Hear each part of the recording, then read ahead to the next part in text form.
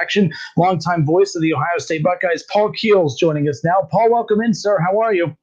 I'm doing good, Justin. How you doing? Good. I appreciate you taking time and hanging out with us. Quite the weekend, quite the start to the new year. Let's kick it off with this. Ohio State over Clemson. We talked about it a lot today. It's not that we're surprised that they beat Clemson. We've always known that they're good enough to beat Clemson, but it's the way that they did it. What was your biggest takeaway from the Buckeyes' performance over the Tigers on Friday night? Well, that was the same thing that a lot of us kept thinking around here. The fact that they, really handled them pretty easily. And, if it weren't for a few other things, it could have even been a wider margin.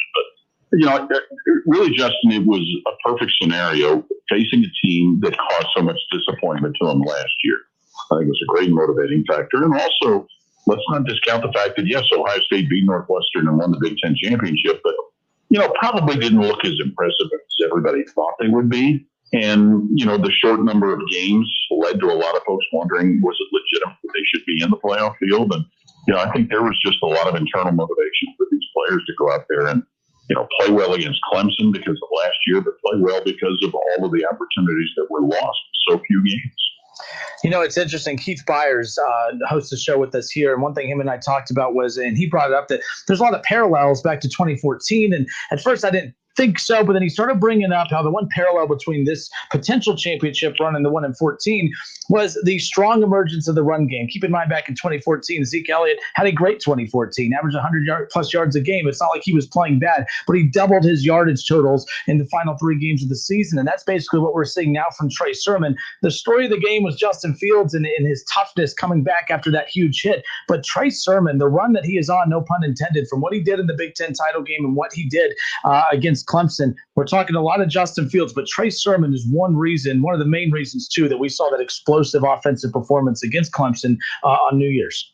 Justin, we started to see some of it in the second half of the Michigan State game, too. And, a lot of people wondered, number one, what was the running game going to be like without J.K. Dobbins? And, Master Teague is a very serviceable tailback, and we saw some doses this year of some of the explosiveness. Not like a J.K. Dobbins, but, what Master Teague brings to it. And then, he got banged up in the Northwestern game, and that really kind of put a lot of the load on Trey Sermon, so it allowed him to get into a good rhythm. But, let's remember, both those two, Sermon and Teague, are both coming off of injuries. Teague with an Achilles injury in the spring, and Sermon with a knee injury this last year at Oklahoma. So the opportunity really opened up. But, I'm sure that those two players, plus the coaches, would tell you, it's the offensive line as well, with the way they played. And Justin, think about this. The last 3 games Ohio State has played, they've had to play down a man or, in some cases, more than a man on their offensive line. So their depth and their development has really helped that. But Trey Sermon is really an incredible role right. You talk about the offensive line, but also the defensive line for the Buckeyes, especially the guys inside the middle. Haskell Garrett had a dominant game. Just talk about their performance against Clemson.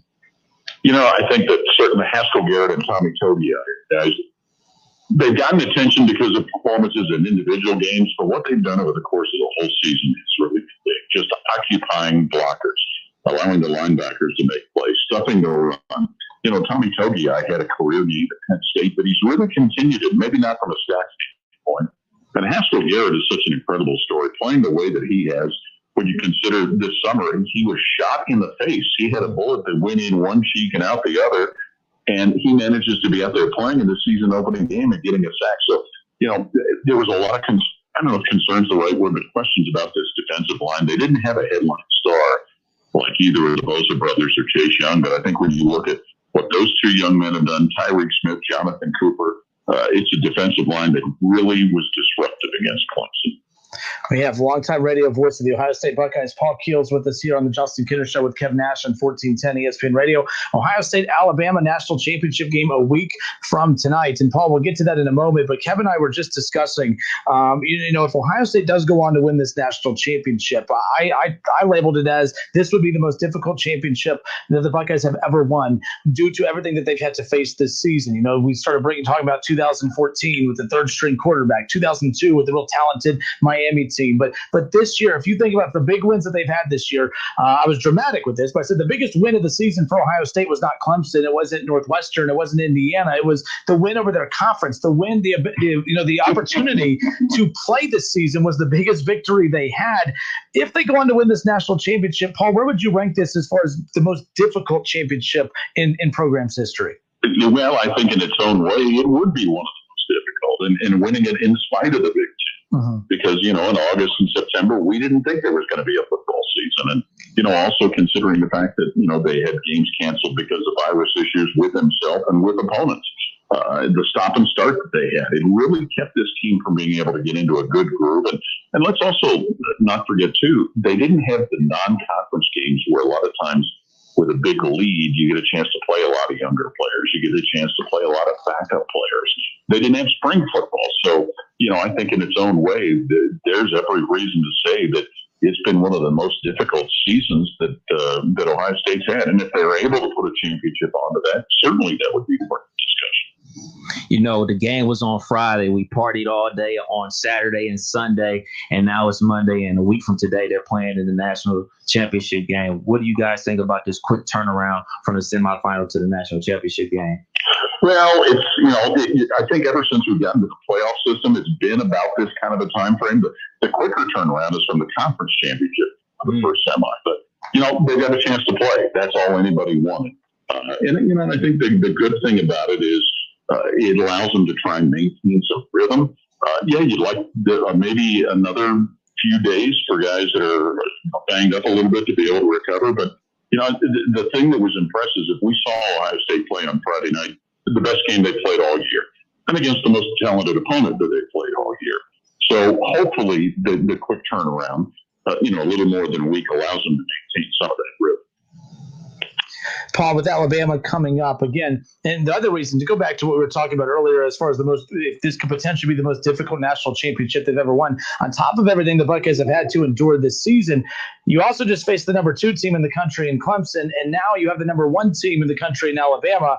With this talented Alabama team, what is it that you're looking at in this matchup that separates it from the Clemson matchup? What are some of the differences in this Bama team versus what they just faced in Clemson, and how do they match up in your opinion? Well, I think that certainly the thing that concerns you if you're an Ohio State fan is this defense could play as well as they did against Clemson and still have issues against Alabama. They have so many threats that they can throw at you, whether it's the quarterback, Mac Jones, whether it's Najee Harris running the ball, whether it's Devontae Smith. And, now word coming out that Jalen Waddle, who they lost early in the season, is apparently going to start practicing at receiver, and there's a possibility he might play.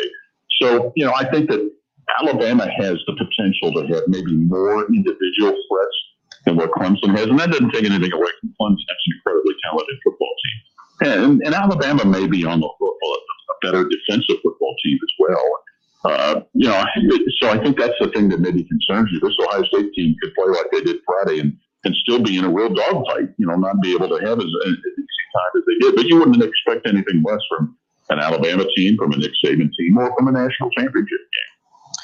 You're one of the best at your job for obvious reasons, and you're very good at painting the picture with words. And I want you to paint a picture for us here. I can't think of any great way to explain what we've witnessed from what Ryan Day has done in taking over for Urban Meyer. When everyone was excited about Ryan Day taking over, I was deemed being negative because I said, look, I don't want to get my hopes up because you don't just replace not an all-time program great, but one of the all-time greats in Urban Meyer. And yet here we are, Ryan Day, year number 2, Big Ten title, first 2 years, college football playoff first 2 years, and now in year 2 playing for a national championship. You've seen the transition from Urban Meyer to Ryan Day. Just in your own words, how great of a job has Ryan Day done? It's been phenomenal. And really, Justin, it started in 2018. If you remember the 3 games that he was the acting head coach when Urban Meyer was suspended. That's where he really got on a lot of people's radar, even though folks had high regard for him when he was first hired after a couple of years in the NFL. But what he did in those 3 games, and not just those 3 games, remember, Ryan had to be the acting head coach through all of the summer camp that year. And that's what really got him on people's radar. He's done a phenomenal job. He's obviously, really in tune to what quarterbacks do, being the position that he played in college, and that was his position coach when he came here.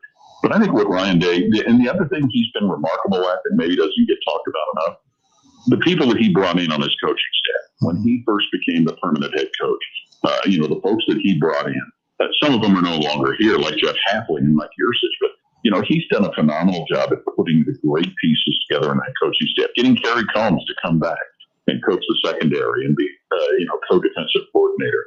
He's done a phenomenal job. And on top of all of that, he's done it being, for our business, it's been great. He's so media friendly and media accessible and is just such a wonderful guy. He's one of those people, in our business, you're not supposed to root for people because of who they are. But Ryan Day's the exception to that. You want to root for him to have success because he is such a good guy.